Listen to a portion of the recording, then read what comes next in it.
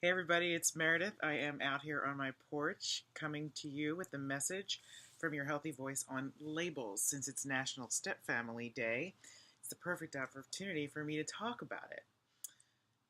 I don't know what person or life circumstance gave you a label, but that label does not define you, and I cannot stress that enough.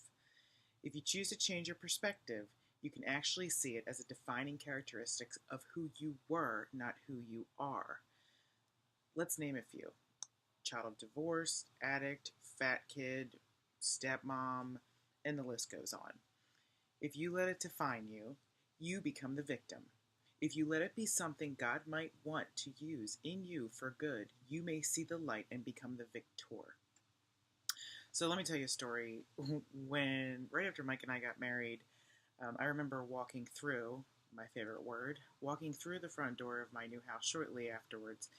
And there was this one day where the three kids were walking behind me from their mom's house or something, and I just thought to myself, it was like not even a thought. It was a choice I had to make in my heart of, am I going to look at this like, oh, this isn't how it was all supposed to look perfectly, or am I going to realize what I ended up realizing, and I had to choose the thought in, you know what, this isn't how this isn't all worked out perfectly, but you know what, I know because of my faith that God is going to use it for good.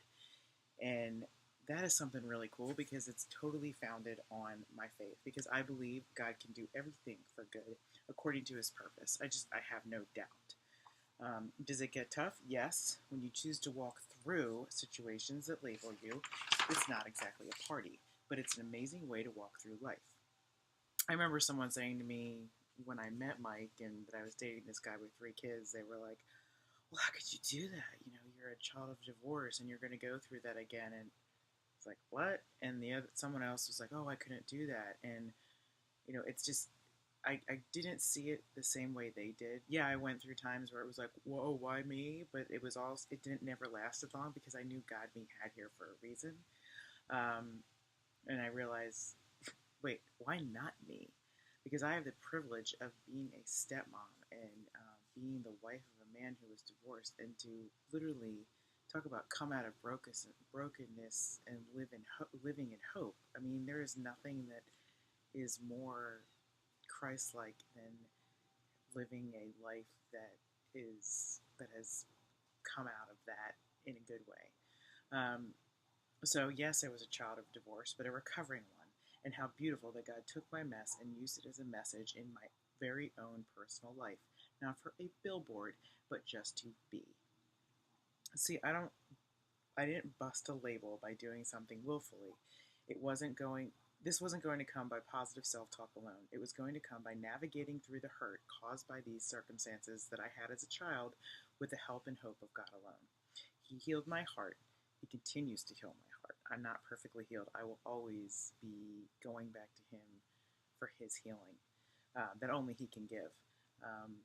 But he healed my heart, and it's not because I was a good girl, but because I became a God girl. I ran into him. I ran to him instead of ran from him out of fear that I was being punished. No, no, no, no, no. Little Meredith, who thought God was punishing her, was not going to respond to this. God loves every one of his children. No child should ever have to feel less than because of their circumstance. So here's what I say to you: stop believing God's going to reject you because of what you've been through. He loves you. Ignore the label and embrace the life, the abundant one God has called you to. Find God's perspective and let him change your situation by changing your heart and mind about it. If I could have a changed heart and a life transformed out of my parents' divorce and the addictions that followed out of it, you can too. Let God guide your steps. There's a chapter in the Bible that has helped me on this journey tremendously, and it continues to every day. It's literally one of my favorite chapters, and it's Isaiah 61. And I'm going to read it to you really quick.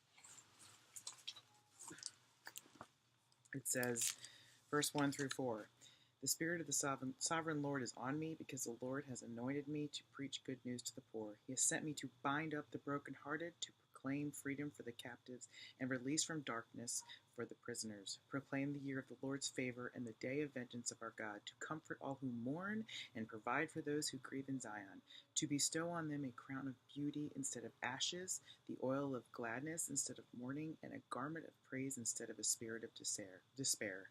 They will be called oaks of righteousness, a planting of the Lord for the display of his splendor. They will rebuild the ancient ruins and restore the places long devastated. They will renew the ruined cities that have been devastated for generations. So it's literally changing your circumstances by responding to them differently with God. So that chapter has so much hope. Go read it. It talks about oaks of righteousness because that's what we become when we trust him.